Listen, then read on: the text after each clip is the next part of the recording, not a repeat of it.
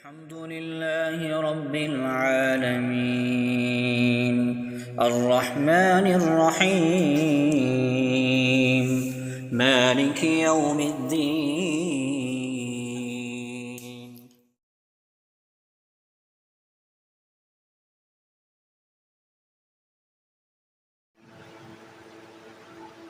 اسی طرح ایک مسئلہ آج کل جو زیر بحث ہے، گردش کر رہا ہے، کافی دنوں سے یہ بات سامنے آ رہی تھی، یہ جو ہومن ملک بینک اور اسی طریقے سے انسانی دودھ کے حوالے سے یہ ایک مسئلہ گردش کر رہا تھا، لیکن ہم اس کو اپنے جو ہے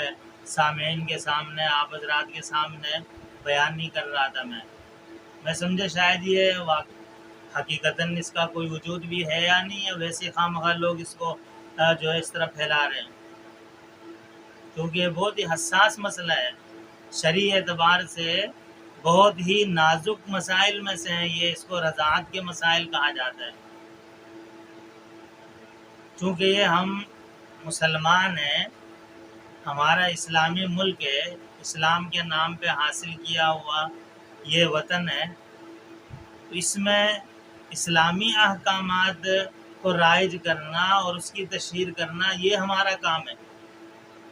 آئے روز ہمارے ہاں عجیب عجیب قسم کی چیزیں سامنے آتی ہیں، کبھی ٹرانسجنڈر بل کے نام سے کوئی نعوذ باللہ انتہائی گری ہوئی جو معاشرے کی سب سے گری ہوئی چیزیں اور یہود و نصارہ کی جو غلاظت ہے اس کو ہمارے اوپر ڈھیلنے کی کوشش کی جاتی ہے. ان کا جو گند ہوتا ہے وہ ہمارے معاشرے میں لا کر جو ہے پھیلانے کی کوشش کی جاتی ہے، اور اس کے لیے باقاعدہ ایک لوبی ہے. ایک لوبی، کتنی لوبیاں ہوں گی جو یہ کام کر رہی ہوں گی کہ مسلمانوں کو، نوجوان نسل کو جو ہے اس گند کے اندر، جو یہود و نصارہ کا بچا ہوا گند، وہ جو گند پھیلا رہے ہیں، اس گند کو اہل اسلام پر، مسلمانوں کے اوپر نعوذ باللہ تھوپا جائے. اسی سے متعلق ابھی ایک انتہائی نازک مسئلہ اور انتہائی حساس مسئلہ جو ہے سامنے آیا ہے کہ انسانی دودھ، یعنی خواتین کا جو قدرتی اللہ جل شانہ نے اپنی اولاد کے لیے اللہ پاک نے ان کی خوراک کا جو انتظام کیا ہے، ماں کے جو ہے چھاتی میں اللہ جل شانہ نے یہ رزق اور یہ غذا اس معصوم بچے کے لیے جو دنیا میں آتا ہے اللہ پاک نے مقرر کی ہے. تو اب اس کی پوری تفصیلات ہیں. حضرت مولانا شیخ الاسلام صاحب دامت برکاتہم، حضرت مولانا مفتی تقی عثمانی صاحب حفظہ اللہ، انہوں نے الحمدللہ بر وقت اس کے اوپر گرفت کی، اور دیگر علماء کرام جو ہمارے ملک کے جید علماء کرام ہیں انہوں نے اس کے اوپر خوب سیر حاصل گفتگو بھی کی ہے، اور اس مسئلے کی حساسیت کا بھی جو ہے ہمارے حکام کو بتلایا ہے، ان کو توجہ دلائی ہے کہ یہ کوئی عام اور آسان مسئلہ نہیں ہے کہ جو بھی ہمیں یہود و نصارہ کی طرف سے پالیسیز مل رہی ہے یا جو بھی ان کی طرف سے ہمیں مشن ملتا ہے، بس ہم بغیر سوچے سمجھے اس کو اپنی قوم کے اوپر، اپنے مسلمانوں کے اوپر تھوپنا چاہتے ہیں. یہ بہت ہی سنگین مسئلہ ہے، اور میں اپنی ذاتی اعتبار سے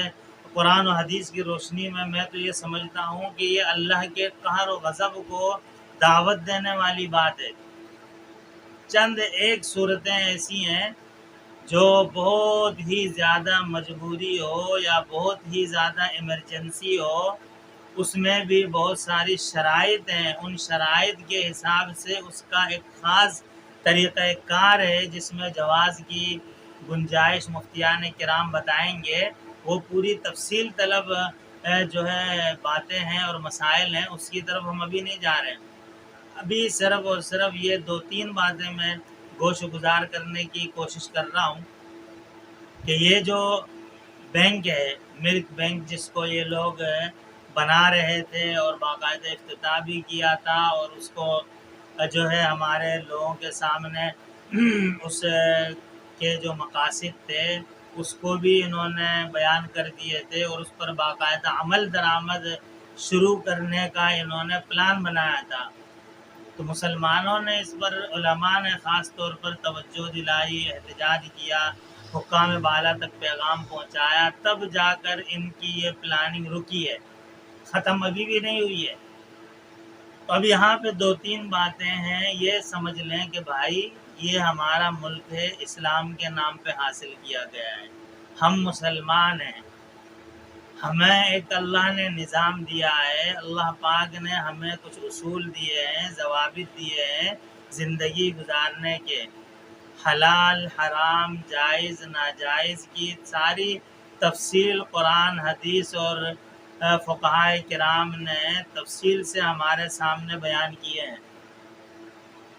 اب یہ بہت سارے بعض ناعاقبت اندیش لوگ جن کو ان چیزوں کا پتہ ہی نہیں ہوتا ہے کہ یہ مسئلہ ہے کیا، بس صرف اور صرف علماء کرام اور دین والوں کے بغض اور حسد میں اور ان کی مخالفت میں وہ میدان میں آتے ہیں۔ اب ایک لوبی نے کہا کہ بھائی یہ وقت کی ضرورت ہے، یہ بہت اچھا اقدام ہے، علماء اس کو ویسے بلا وجہ دینی مسئلہ بنا رہے ہیں، اس طرح کی باتیں بھی بعض گشت سنائی دی ہے۔ تو سب سے پہلی چیز یہ سمجھیں کہ شرعی اعتبار سے ایک مسئلہ ہے جس کو رضاعت کہا جاتا ہے۔ رضاعت کی ایک مدت ہے، رضاعت کہتے کس کو ہیں یہ سمجھ لیں۔ دیکھیں، ایک تو ہے بچہ ہے، شیرخوار بچہ جو اپنی سگی ماں کا دودھ پیتا ہے، اور اس کی ایک مدت شریعت نے بیان کی ہے 2 سال۔ امام ابو حنیفہ رحمہ اللہ کے ہاں 2.5 سال ہے، اور دیگر ہمارے جو امام ابو یوسف رحمہ اللہ اور دیگر فقہاء ہیں انہوں نے 2 سال کہا ہے۔ لیکن اگر کوئی 2 سال کے بعد بھی کسی بچے نے دودھ پیا ہے اور 2.5 سال کی عمر تک دودھ پی لے کوئی بچہ، تو یہ رضاعت ثابت ہو جاتی ہے۔ رضاعت کا مطلب یہ ہے کہ اس مدت کے درمیان یہ معصوم بچہ، شیرخوار بچہ، چھوٹا بچہ جس طرح اپنی ماں کا دودھ پیتا ہے، اسی طرح اگر یہ بچہ کسی بھی خاتون کا دودھ پی لیتا ہے تو اس سے شرعی اعتبار سے رضاعت ثابت ہو جاتی ہے۔ ان 2-2.5 سال کے اندر اندر کوئی بچہ کسی اجنبی عورت کا دودھ پی لے تو یہ بچہ اس عورت کا بیٹا بن جاتا ہے، رضاعی بیٹا اس کو کہتے ہیں۔ جس طرح سگا بیٹا ہے، اس کے ساتھ جو احکامات اس ماں کے وابستہ ہوتے ہیں بیٹے کے ساتھ بعین ہی ہو بہو، اسی طرح یہ بچہ جس نے اس اجنبی عورت کا دودھ پیا ہے اس کے ساتھ بھی بعین ہی اسی طرح کے احکامات جو ہے اس پر جاری ہوتے ہیں۔ یعنی یہ اجنبی عورت اس بچے کی رضاعی ماں بن جاتی ہے، جس طرح حقیقی ماں ہوتی ہے بعین ہی اسی طرح یہ ماں اس کی رضاعی ماں ہے، حقیقی ماں کی طرح ہو گئی۔ اب جس بچے کی حقیقی ماں ہوتی ہے اور اس کے ساتھ جو جو رشتے سگے بیٹے کے متعلق ہوتے ہیں بعین ہی اسی طرح اس بچے کے بھی اس اجنبی عورت جس کا دودھ پیا ہے اور جو اب اس کے لیے رضاعی ماں بن چکی ہے، یعنی دودھ پلانے کی وجہ سے یہ اس کی حقیقی ماں کی طرح ہو گئی، تو اس کے جو جس طرح حقیقی بیٹے کے رشتے سگی ماں کے رشتے جو ہے اس بیٹے کے ساتھ متعلق ہوتے ہیں بعین ہی اسی طرح رضاعی بیٹے کے بھی اس جو ہے اپنی رضاعی ماں کے جو اس طرح کے سگی ماں کے رشتے ہیں وہ متعلق ہوں گے۔ مثلا اب جو اجنبی عورت کی سگی بہن ہے یہ اس بچے کی سگی خالہ کی طرح رضاعی خالہ بن جائے گی، اور اسی طریقے سے اس بچے نے جس اجنبی عورت کا دودھ پیا ہے جو اس کے لیے رضاعی ماں بن گئی ہے، اس کے جتنے بچے ہیں وہ اس کے سگے بہن بھائیوں کی طرح بن جائیں گے، اور بالآخری پوری تفصیلات ہیں۔ کہ اللہ کے نبی علیہ السلام نے ارشاد فرمایا کہ رضاعت کی وجہ سے وہ رشتے اسی طرح حرام ہوتے ہیں جس طرح نسب کی وجہ سے نسبی رشتے ہوتے ہیں جو حرام ہوتے ہیں، بعین ہی اسی طرح رضاعت کی وجہ سے بھی وہ رشتے جو ہے حرام ہوتے ہیں۔ یہ پوری تفصیلات ہے، ابھی ہمیں یہ تفصیل بیان کرنے کی ضرورت نہیں ہے، صرف خلاصتاً بتلا رہا ہوں کہ رضاعی جو رشتے ہوتے ہیں یہ بھی بڑے نازک ہوتے ہیں اور سگے رشتوں کی طرح ہوتے ہیں، تو اس میں ہمیں بہت ہی زیادہ شریعت نے احتیاط کا حکم دیا ہے کہ اگر کوئی عورت کسی بچے کو دودھ پلاتی ہے تو سخت کوئی مجبوری ہو اور کوئی ایسی نوبت پیش آ جائے کہ جس میں اس اجنبی عورت کو اس چھوٹے معصوم بچے کے لیے دودھ پلانے کے علاوہ کوئی چارہ نہ ہو، کوئی بھی ایسی وجہ ہو اور یہ پلا رہی ہے، تو شرعی اعتبار سے حکم یہ ہے کہ ان کے گھر والوں کو تفصیل سے وہ بتائے کہ بھائی میں نے اس کو دودھ پلایا ہے، اور گھر والوں کو بھی چاہیے کہ اس جو ہے صورتحال کو یاد رکھیں کہ فلاں کی بیٹی، فلاں کی بہن، فلاں کی جو ہے ماں، اس نے جو ہے اس بچے کو فلاں موقع پر دودھ پلایا ہے۔ اب یہ چیز یاد رکھنی ہے کیونکہ آگے جا کر ایسا نہ ہو کبھی زندگی میں اس طرح کا کوئی رشتہ جو حقیقی اعتبار سے محرم جس کو کہتے ہیں، تو رضاعی اعتبار سے بھی وہ سارے رشتے اس کے لیے محرم ہو جاتے ہیں۔ جس طرح حقیقی محرم خواتین سے نکاح کرنا حرام ہے، تو رضاعی اعتبار سے بعین ہی وہی سارے رشتے حرام ہو جاتے ہیں، ان سے نکاح نہیں کیا جا سکتا ہے۔ تو عرض یہ ہے کہ یہ تو ایک بات ہو گئی کہ رضاعت کی وجہ سے یہ سارے رشتے اس طرح کے جو ہے نا حرام ہو جاتے ہیں آدمی کے لیے، اس سے نکاح کرنا، اور دیگر جو تفصیلات ہیں وہ اپنی جگہ پر ہیں۔ ایک بات تو یہ رضاعت کی بتائی ہے۔ اب یہاں پر یہ جو مسئلہ ہے کہ یہ جو ملک بینک بنائے جا رہے ہیں نعوذ باللہ، کہ جس کے اندر مختلف خواتین کے جو ہے دودھ کو نعوذ باللہ جمع کیا جائے گا، پھر اس کو بینک کے اندر رکھا جائے گا، جس طرح بلڈ بینک ہوتے ہیں، ہر کوئی خون دیتا ہے، تو خون ایک الگ چیز ہے، خون کے احکامات الگ ہیں، دودھ کے احکامات شریعت کے بالکل اس سے جدا ہیں، وہ تو دینا ایثار ہے، ثواب ہے، اس کے ایک الگ احکامات ہیں۔ بہرحال تو عرض یہ ہے کہ اب سنا ہے کہ اس طرح کا سلسلہ یہ کرنا چاہ رہے ہیں، جس کو ابھی وقتی طور پر روک دیا ہے علماء کرام کے جو ہے اس کے اوپر آواز اٹھانے کی وجہ سے۔ نقصانات کیا ہیں اس کے؟ سب سے پہلا نقصان تو یہ ہے کہ اس طرح بلا وجہ جو ہے انسان کے جسم کے جزء کو بیچنا اور اس کو نعوذ باللہ خریدنا، خرید و فروخت کرنا، یہ شرعی اعتبار سے انسان کی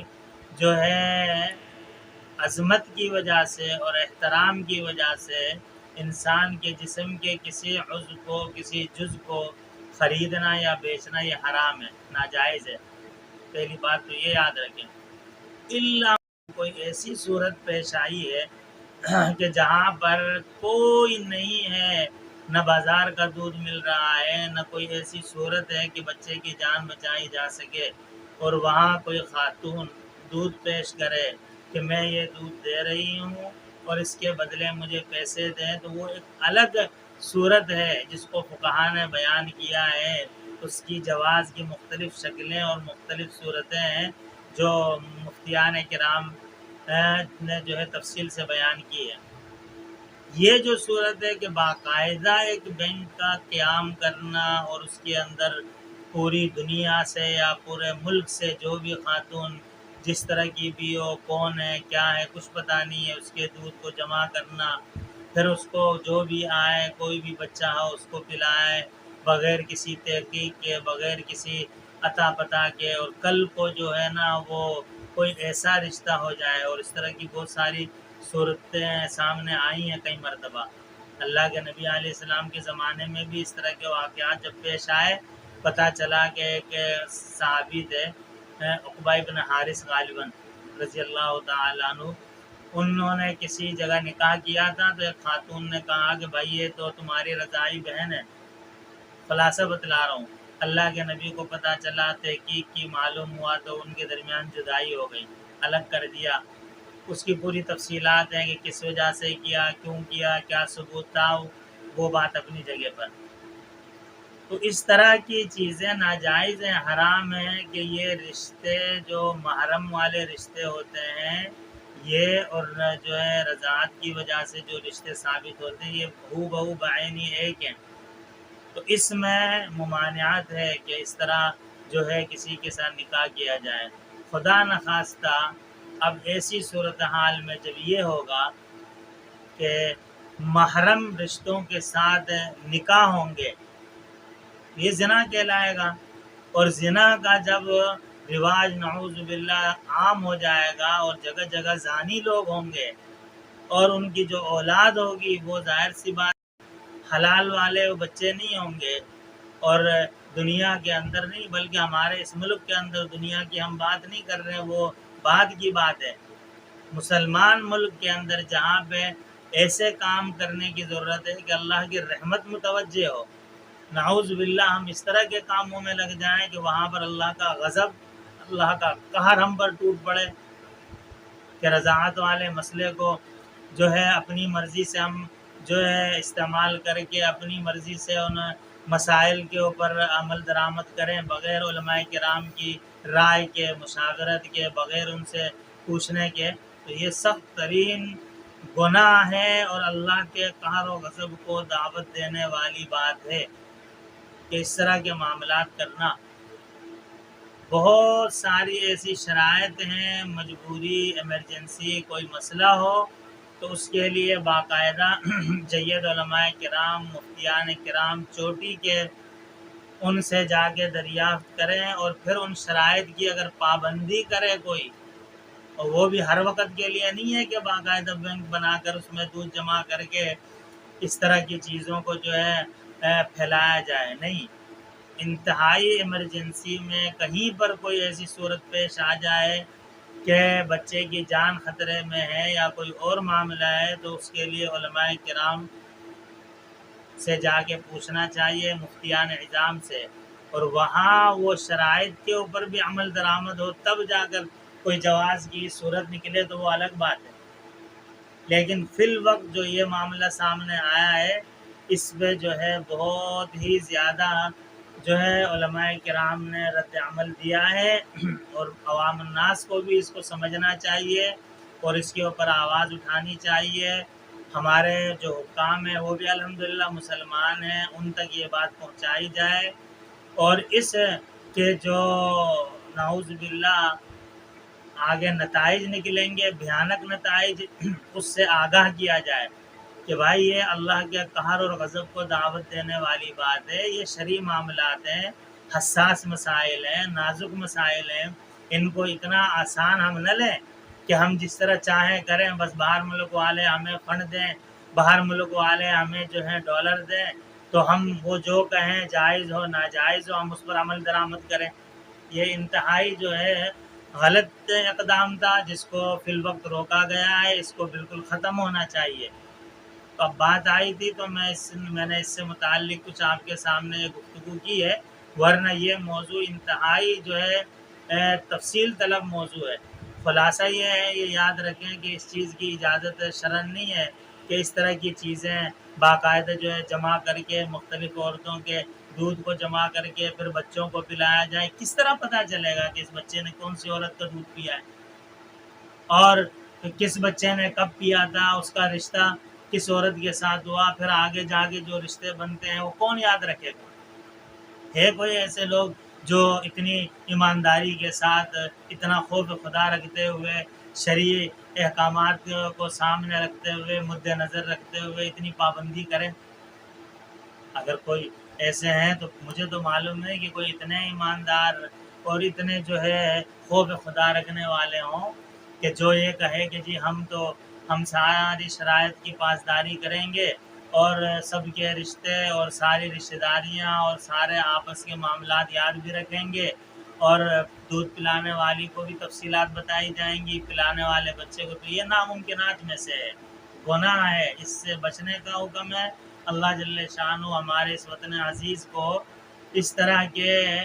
فضولیات سے، گناہوں کے کاموں سے جس پر اللہ کا غضب جوش میں آئے، بڑوں کو بھی چاہیے کہ ہم کوئی بھی قدم اٹھائیں تو اس کو پہلے دیکھیں یہ جائز ہے ناجائز ہے، شریعت اس کی اجازت دیتی ہے یا نہیں۔ اللہ پاک اس طرح کے جو ہے حرام کاموں سے، ناجائز کاموں سے ہم سب کی حفاظت فرمائے۔